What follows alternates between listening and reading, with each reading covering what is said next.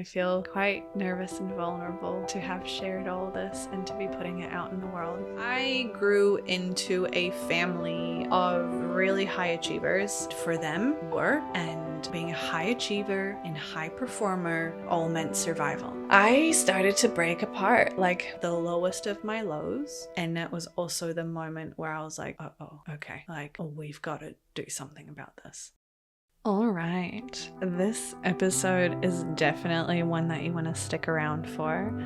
I dive really deep and raw into my background, my story, my moment of when everything changed. And before we dive in, I did also just want to make a disclaimer that there will be mentions of abuse and self-harm and trauma in this episode. So if that feels like something that is maybe not in resonance with you right now, if that feels like something that may not be something that you're ready to hear, then perhaps you may wish to jump to the next episode. And if you are ready, just make sure you take care of yourself. And I ask that you receive what I'm sharing here vulnerably with compassion, kindness, and love. I'll see you on the inside.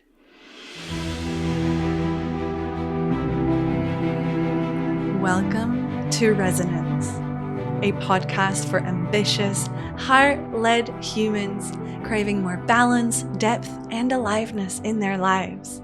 I'm your host, Vic, health coach, yoga teacher, facilitator, and fellow high achiever, learning to live in tune with my nervous system, not against it. And this space is here to remind you that you can have it all. The career, the success, the fulfillment, all aligned with your truth.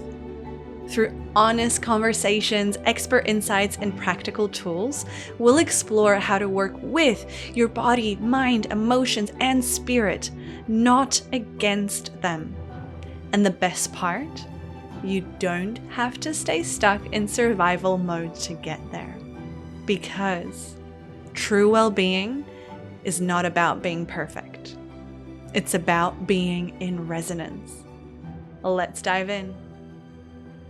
Before we get started, maybe I invite you to just briefly notice your breath. And just notice how you're feeling right now. In your body, your mind, perhaps any emotions. And what are your energy levels like right now? Just no judgment, simply noticing a little bit of awareness as we ground ourselves into sharing this space together. And you'll see me weaving in these little moments of groundedness because, man, we're approaching winter. Can we just put the hustle culture on pause for a little moment and chill out? And so hopefully maybe even this space just gives you that little tiny invitation to do so. So we're in episode 2 of Resonance. This is really exciting because things are about to get quite personal. And I'm feeling a little bit vulnerable, but it's okay. That's what I signed up for here, right? And I really wanted to actually start with my story because, I wouldn't be expecting anyone to do anything that I'm not willing and able to do myself. And this also goes for kind of sharing my story of burnout to where I currently am at. And before we bring, guests and experts into this space, it only feels appropriate to start with yours truly. And as we kind of dive into this, also just a brief little reflection of where I'm at right now. For those of you who don't know me kind of so well personally, I'm a Scorpio as my sun sign. And, Scorpio is all about death and rebirth, death and rebirth, death and rebirth. As I look back at my life, I feel like I've already lived 9 lives in just this one lifetime. And I feel like I'm at this transition point again. I cannot remember how many times I pulled the death card in my little oracle deck. And it really does feel like that. I'm letting go of some really major things right now so that I can create space for things like this, for things like resonance, for things like really focusing on making the world a healthier and happier place. And I just wanted to share that because you'll probably see a lot of that Scorpio nature in the story that I'm going to share with you today. Also, just embracing that we collectively, at least those of us in the Southern Hemisphere, are right now approaching that kind of harvest, stillness, death cycle in our seasonal cycle as we come into winter. And you'll hear me weave that in quite a bit throughout the podcast because I'm really, in reverence of our planet and how everything just magically seems to have its own divine way of being through the seasons, through the moon cycles, through us. Like for females that are listening to this, if you are female and you have a menstrual cycle, you also go through these 4 cycles just like the rest of the planet. And I'll dive into that in another episode, so more on that to come. But you may hear me weave that in as it's just honoring where we're at, and we're all on this planet together. So as individual and disconnected as we may feel sometimes, we do have a thread that ties us all to one. Let's start with my story. Where to begin? So I think by now, if you don't know me, you may be wondering like, oh, where is this accent from? And I don't blame you. I get this a lot. Most of the time I get people guessing that I'm Canadian. Most recently, I've also been having people wonder whether I'm Australian because my partner's an Aussie and I'm like picking up a lot of his... That's literally what he sounds like. And what I sound like now. I can't believe I just did that on my podcast. Anyways, so brief kind of intro and life story in a few sentences. So I was born in Poland in Eastern Europe. My father is Russian with Jewish and Georgian descent, so there's kind of that part of the family, and then my mother is Ukrainian, and as far as I know, everyone's kind of Ukrainian on her side of the family. And so I know many of you may already be thinking, oh my goodness, like what? Russian, Ukrainian in one? Yeah, I go by the UN in person, incarnate. This is like my background, and a lot of like my nationalities will probably also explain a lot of my worldviews and why I am so open-minded and kind of speak the way I speak and approach things the way I do. But yeah, I just thought it was quite important for us to set that up. So this is the birth and family side of things. And then when I was 8 years old, my parents got divorced and my mom and I moved to Germany, where I went to an international school and kind of grew up there for the rest of my childhood and teenage years. And I, at that time, picked up German, English, Spanish because I needed a third language, apparently. It was like my 5th or 6th. I was just surrounded by American and British and Australian teachers, and we call it like the international accent. So a lot of my friends were American. I was watching a lot of American movies and TV shows, and that's kind of how my accent came into play. I then moved to Switzerland to do my uni degree, and I dabbled in French there a little bit. However, French and I aren't very good friends. I don't know what it is. There was just some kind of mental block, some kind of whatever it is that my mum's got with German, I've got with French. And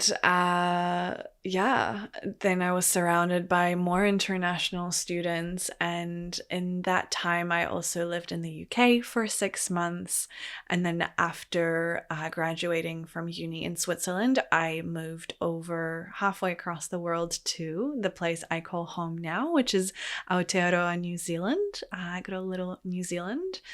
the native language of which, by the way, is Te Reo Maori, which I did like a 101 class in. And oh my gosh, like so excited. Really want to dive into the language, but, one step at a time.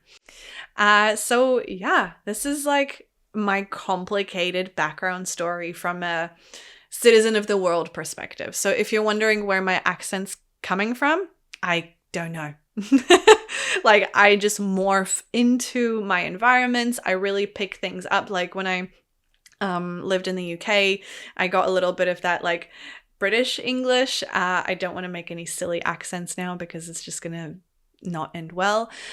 There's definitely a bit of a Kiwi twang now. Like when I went back to Europe last year to catch up with a few of my friends, they were all making fun of some of the words that I use. So look, if you stuck around this long, clearly the accent's not bothering you that much. Great. Thank you. I'm grateful. And we can carry on from there. So that is like the easy part of my story, I think. And even then, like there's a strong resistance for me to pick one place when someone asks where I'm from. Like when I can't be bothered, I just say one place. But I've had some like butting heads with certain people that are like, well, no, it's like where you were born is where you're from. And my ultimate rebuttal to that is that one of my friends from school, her parents were in Korea when they were pregnant with her on holiday, but she's from Germany. But she was born in Korea. She doesn't have any Korean descent, whatever. Like they were just there on holiday and happened to give birth to her there. Does that make her Korean? It's like, I don't know. So yeah, I could go on and on about this, but I really just see myself as a citizen of the world. I see us as one humankind, regardless of ethnicity, language, gender, identity, like none of that really. Like these are all just labels that we put on ourselves and each other to help us identify ourselves as an individual. And yet we are all human. We all, have mostly the same biology. Let's all just be nice to each other. Citizenship rant over. Moving into, I think, can you tell I'm like deflecting from sharing my actual story?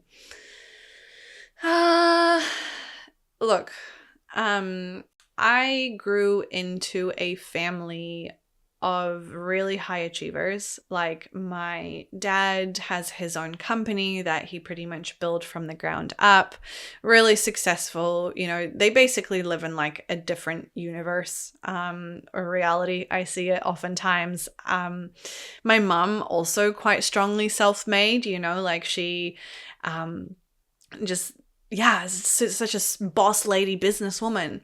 And at the same time, like I didn't see my family prioritize family, prioritize love, prioritize rest or self-care. Like none of that is existent in my memory bank from my childhood. And a lot of that has to do with sort of, their background and their upbringing. Like we're talking the Soviet Union, right? Which the dissolution of that wasn't too long ago. Like they were all growing up in the Soviet Union and, waiting for stamps to collect bread. There was not enough food. There was only specific things.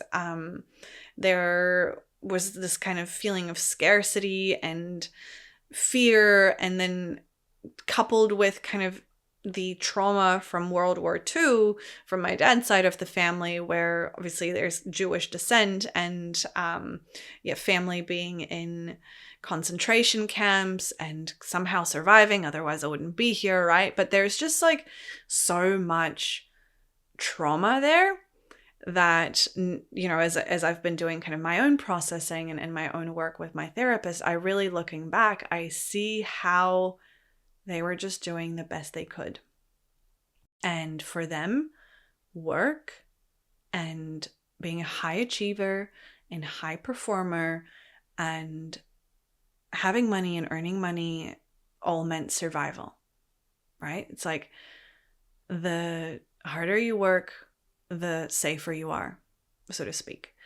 And that's what they grew up with. Because, I also just want to acknowledge like the privilege that I and so many of us have now of, being relatively safe, being in a place where we have shelter, where our tummies are full, where we have the luxury of doing things like listening to and creating podcasts. Like, this is a really kind of high up on the Maslow pyramid of needs that we are at, and it's a privilege.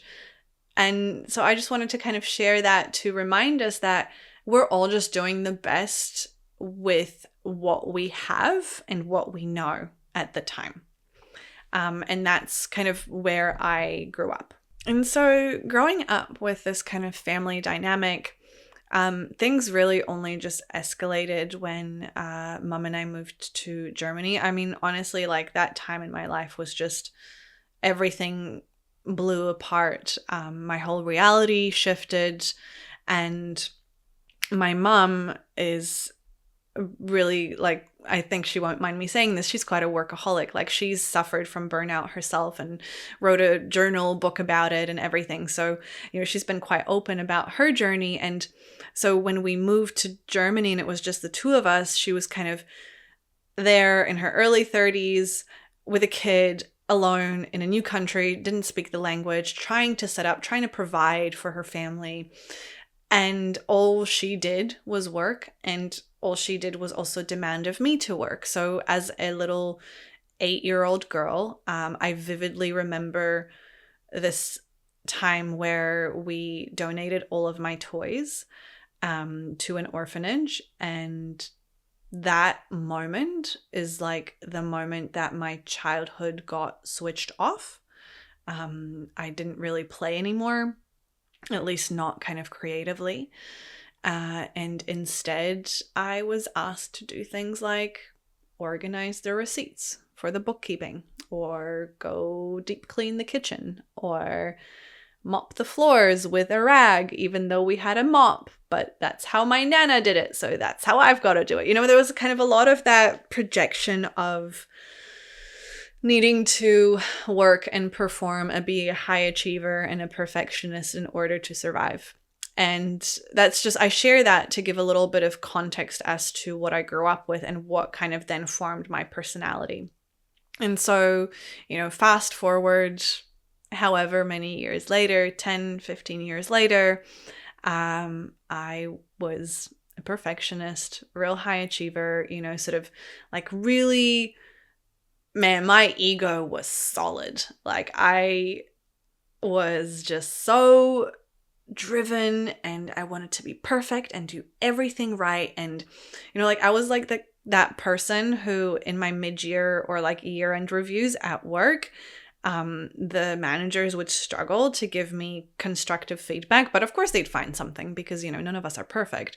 And then I would like hyper fixate on that one piece of constructive feedback and like make it all mean that I was a failure. And like, whenever I would make an innocent mistake, like, there would just be like this really negative self-talk. So yeah, there was a lot of unhealthy behavior in me, where now, after kind of everything I've been through and knowing what I know, I realized that I was just living from a dysregulated nervous system. I was out of resonance. I was mostly in the sympathetic nervous system that we spoke about in the last episode. And I was doing the best I knew with what I had at the time. And this kind of continued on, and I progressed into my career. How many jobs did I have? I think I had like, 5 roles in 5 years, some like massive leaps. And then I got to the point where I was in like one of the biggest roles in the business for kind of my equivalent, managing the biggest portfolio, ego up my behind, just kind of like being all this like boss girl, trying to do it all, be everything for everyone. And I started to break apart. Like, I didn't realize it. There were definitely little whispers here and there in that time, but I ended up in an emotionally abusive relationship that I'm still kind of in the recovery from.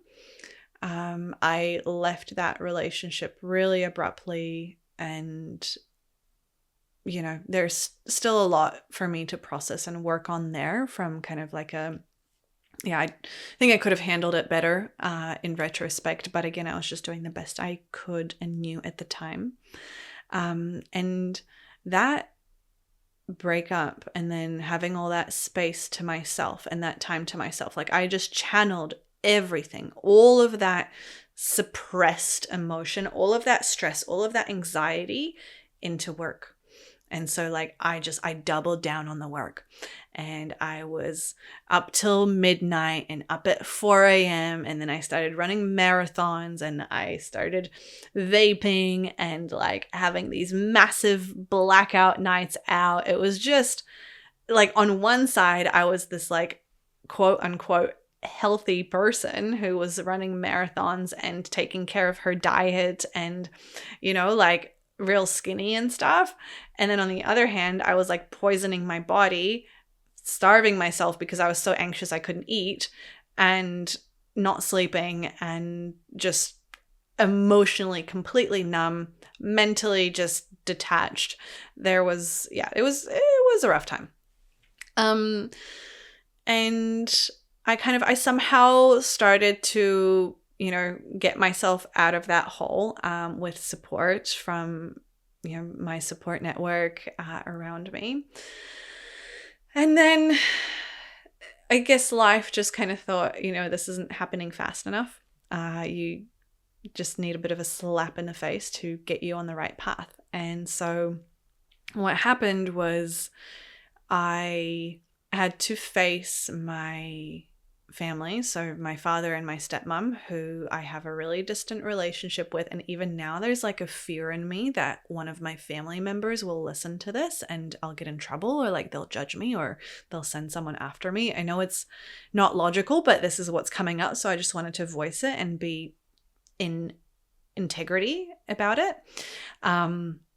But yeah, basically, my stepmom had a traumatic brain injury. She was in a coma, and I didn't find out until like maybe a week or two after it happened from my stepbrother. And I remember the day after I found out that it happened from my stepbrother, I had these symptoms on my eyes. Like my eyes were really puffy. I'd never experienced it before. Thought I just didn't sleep well, brushed it off, whatever. And then kind of a few weeks passed, and my dad called me and, for the first time in my life, asked me to help him. And he said, "Look, I need you. Can you please come to Europe?" And I dropped everything and went. And looking back on it now, I can really see how all of that was just completely overwhelming. Of course, like I was still in my overachiever, workaholic self, and I couldn't just take the leave. I took my laptop with me and I was working remotely. I was like partly working nights, so like 8 p.m. to midnight local time, so that I could be online for some of the New Zealand hours. And so that was kind of like one of the stressors. The other piece was kind of just facing all that stuff that I hadn't kind of dealt with yet about my family. There was also some things that I am not speaking too publicly about, but kind of from an abuse perspective that I had to face into. And then coupled with sort of the trauma of just being in hospitals, in these hospices, witnessing multiple brain surgeries and the recovery thereof, and like having to be there as a rock, as a support for someone whom my relationship with is so complex, who I have like deep resentment for and fear of, and just so much confronting me there. And so it was just, it was like literally just a bit of a shitstorm, to be honest. Like, there was the work, the exhaustion, the emotional overwhelm, the what is even going on. And that is when I started to become symptomatic. So my whole life, I've pretty much been really lucky. I've been quite healthy. And during those few weeks, I started to experience like really intense allergy reactions on my face. So again, those eyelids got really puffy. They were red. Like my whole face was swollen. It was like twice the size. It felt like I was burning alive. Like I kept putting lotion on, which like in retrospect I shouldn't have been doing, but I was in the middle of nowhere. Like there wasn't even a pharmacy, and I was around a hospice, like, but no one would help me. So this was like another layer on top of all this trauma. Like here I am literally burning up and like oozing pus, and no one was helping me, yet I had to help someone else who was technically supposed to be taking care of me. Yeah, it was really poetic now that I look back on it. And yeah, I was really confused. At first we thought maybe it was something I ate, or like the cold or whatever. And because I was in the middle of nowhere, I didn't have a car, like I couldn't kind of take things into my hands and take care of myself. And I was working in hospitals and taking care of my stepmom and all these things. And yeah, it just kind of kept getting worse and worse and worse. And eventually I went home. I thought, okay, when I come to New Zealand, things will settle down. I will get this back under control. It's probably, I already knew deep down that there was like some kind of emotional trigger. And so I thought, okay, there's something there for me to look at, but I'm not ready to look at it yet. And yeah, so eventually I went back to New Zealand, but the rash, it wasn't going away. Like they gave me some steroids, it went away for a little bit, then it kept coming back, and it was just like this constant ebb and flow, oodles and oodles of specialists and appointments and testing and allergy testing and this and that. And like I got prescribed every steroid cream under the sun. I even got prescribed antibiotics by one doctor when it's like, I don't need antibiotics.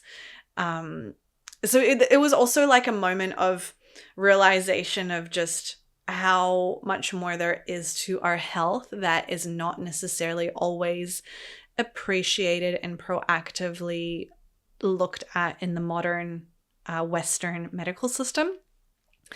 And yeah, I was just really effing overwhelmed. And I think that was kind of my breaking point. That was, while I didn't get officially diagnosed, I think that's when I just completely burned out and I was done. Like this is when life just went, something needs to change. This was my big kind of moment of awakening, of realization, whatever you want to call it, right?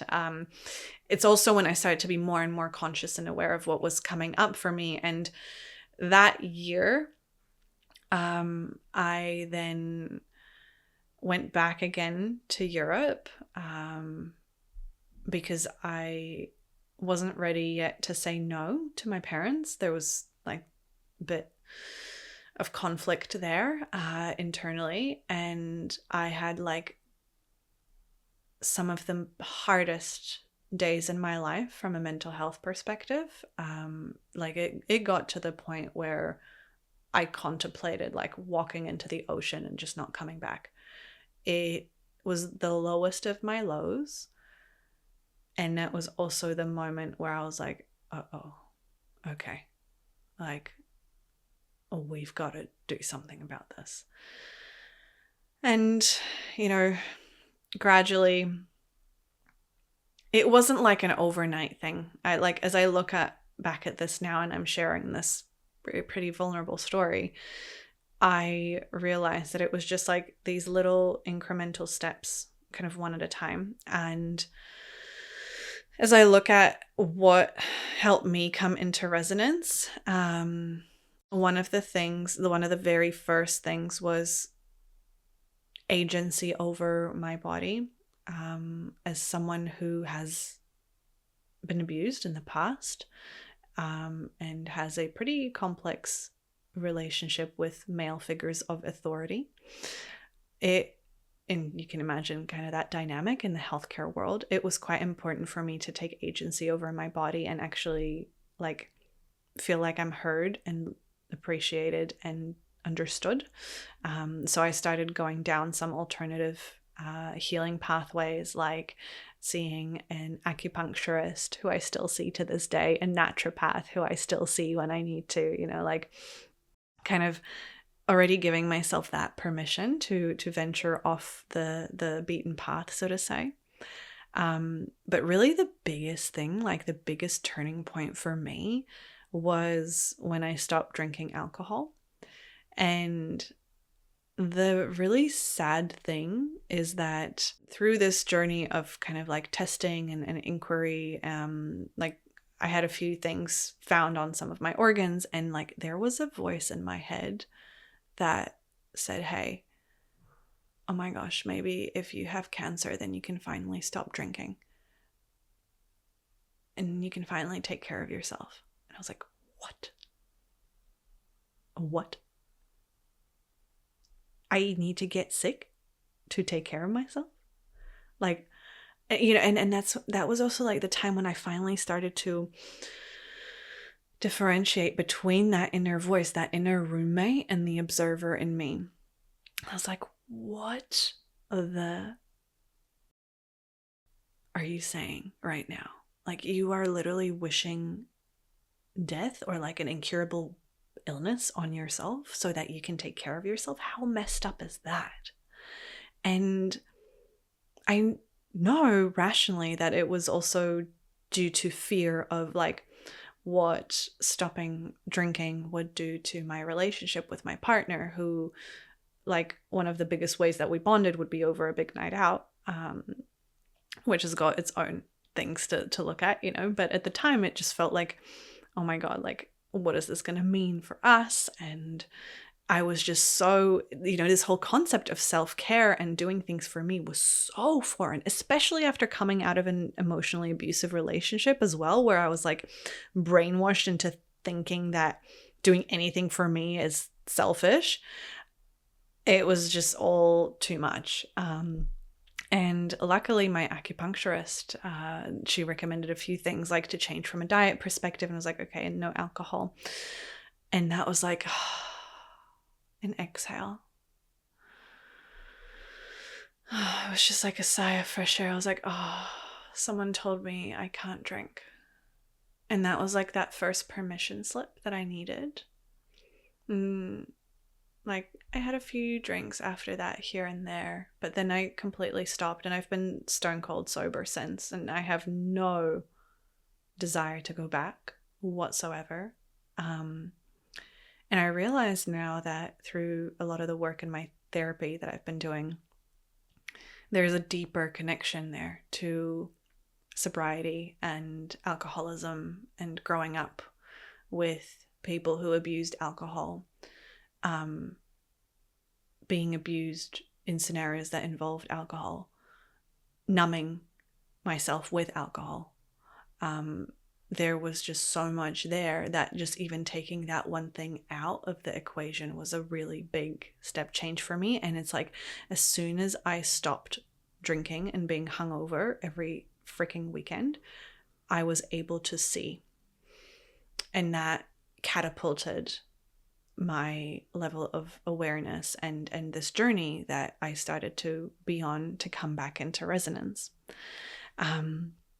And yeah, throughout that time, I was doing the health coach training program at IIN. I then also did an emotional intelligence coach training, mostly for me. Like at that stage, I knew I was really passionate about it and that I would want to do something health and wellness related, like helping people in the future. But like that felt like such a distant, unreachable future. It was more for me than anything else. And that's really how it is. Like, you are your first client, and you dive into this stuff and you get asked some pretty deep questions. Like, no stone goes unturned in these programs, because working with people can only take people as far as I have been myself, right? And so, yeah, it was a deep, deep, deep, deep journey of self-exploration. And through that time, I realized that I was totally unhappy. I actually, oh my gosh, I didn't even pre-plan this. You're gonna be like, oh, no way. But it's so cool that it's here. I've got my little notebook which is the from a QT after a holiday in Queenstown. Anyway, it's so cute. That I used for my notes during my health coach training program.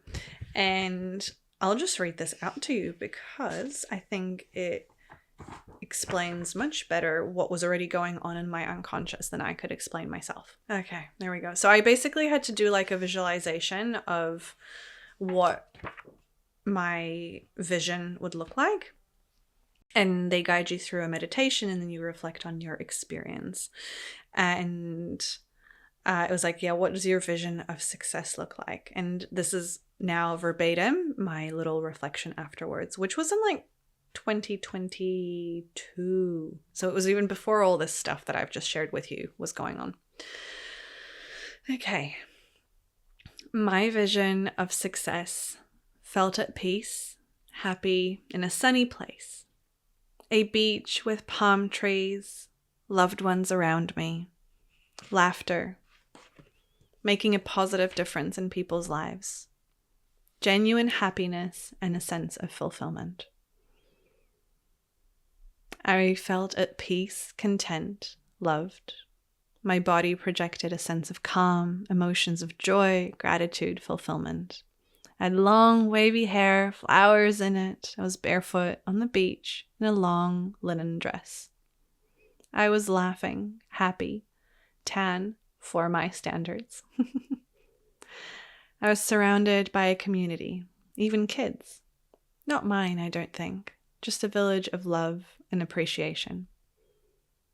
In comparing those two lives, I was less stressed.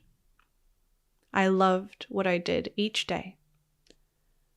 I don't think I was crawling up a corporate ladder anymore. I no longer associated my self-worth with material possessions.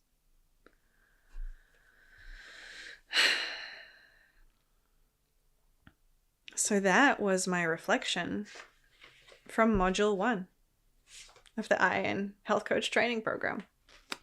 So it was already bubbling up in my unconscious. And as you can imagine, you know, weekly 20x those reflections. I at some point realized that what I was doing in my day-to-day life was no longer making me happy. It was not my purpose. It was not what I was meant to do. It was draining me. It was killing me. It was just everything that I was not supposed to be doing. And so over time, one step at a time, I started to reflect on, well, where to? What is the right next step? And everything guided me towards this industry, you know, health, well-being, personal development, helping other people, making the world a healthier and happier place.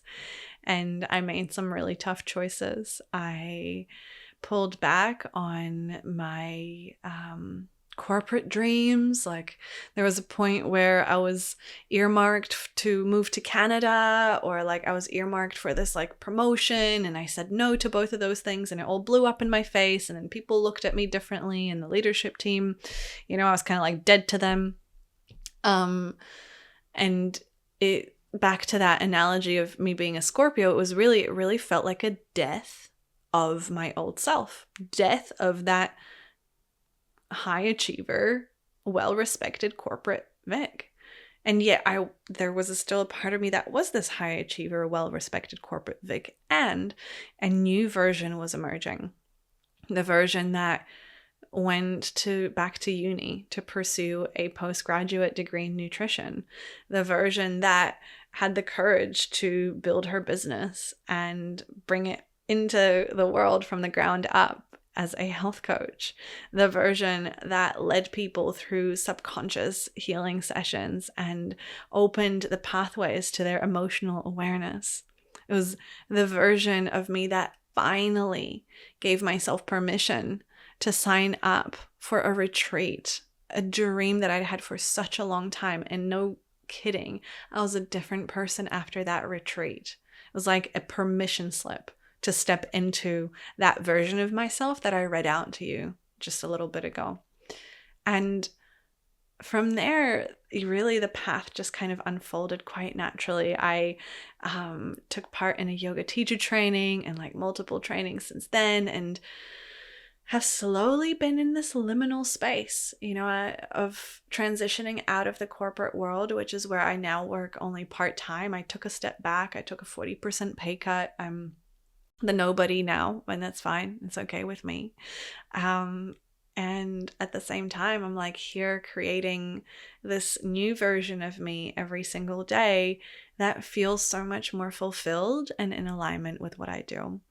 And all tying it back into being in resonance, I was living in the sympathetic nervous system state for so long.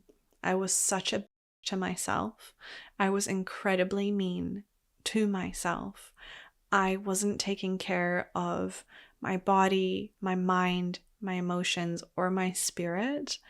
And just with little doable steps, little doable things, I started to find my way into resonance. And do I have it all figured out? Nope. Does life still keep lifing? Yep. And am I more capable and able to navigate that journey? Oh, yes. And this is what you'll get in this space. I'm really conscious that today's episode was pretty heavy, and it actually dove much more into depth and detail of my story than I originally intended. So it feels right to just kind of leave it there for now. And we'll continue exploring the things that help me navigate into resonance. I continue to explore them. I'll share with you as I'm experiencing them as we speak. There's still so much more that happened between that moment of awareness and awakening, so to speak, and today. So you're in for quite a ride. Thank you for hearing me and for receiving this message. I know that some of it may have been a little bit heavy. And thank you for your commitment to yourself. Because if you're still listening to this, there's some inkling that resonates with you. There's something there that is calling you to this work, and whatever that may be, I look forward to exploring that together. And so for now, as we conclude today's episode, I would just love to invite you to contemplate your story in your life, and whether there have been little moments of shaking things up. Maybe life's been giving you little whispers, or maybe sometimes even screams, like it was in my case. To take a moment and stop what you're doing and reflect on whether you're still in alignment with yourself and resonance with yourself. And just take it one step at a time. That's all we can do. So that's all for today. Thank you so much for tuning in. I feel quite nervous and vulnerable to have shared all this and to be putting it out in the world, but I trust that you will receive it with grace and you will hold my vulnerability with respect. And I wish you a beautiful day. Bye for now. If you're enjoying this episode and want to stay connected beyond the podcast, I would love to invite you to join my newsletter. It is a soft little pause in your inbox, an email that you actually want to read, sharing reflections, wellness wisdom, and seasonal insights to really help you slow down and come back to yourself. You'll also be the first one to hear about new offerings, events, upcoming episodes of Resonance, and so much more. The links are right below this in the show notes. You can sign up through my website, liveandhealth.co, or by heading to any of my socials at Live and Health. The links are in my bio. It is free, it is gentle, and always created with care. Thank you so much for tuning into Resonance. If something in today's episode stirred something in you, maybe just take a moment and notice what's resonating and what isn't. No judgment, just awareness. And remember, you're not broken. You don't need fixing. You are just naturally responding to a world that's been a little bit too much for a little bit too long. And perhaps you feel called to follow the show, leave a review, send this episode to a friend, or text it to a family member. Anything you do will really support this show and will be really appreciated. You'll find both links in the show notes below. And until next time, stay curious, stay kind, and stay connected to your resonance. So much love, Vic. Bye for now. The views and opinions expressed by guests on Resonance are their own and do not necessarily reflect the views of me, Victoria Levenberg, Live in Health, or anyone working within the Live in Health brand. This space welcomes a diversity of ideas, experiences, and stories, and part of Resonance is learning to take what aligns and gently leaving the rest. Also, while I am a national board certified health and wellness coach and deeply passionate about well-being, this podcast is intended for educational and inspirational purposes only. Resonance does not substitute personalized medical, psychological, or therapeutic advice. Always seek guidance from qualified professionals for any physical, emotional, or mental health concerns.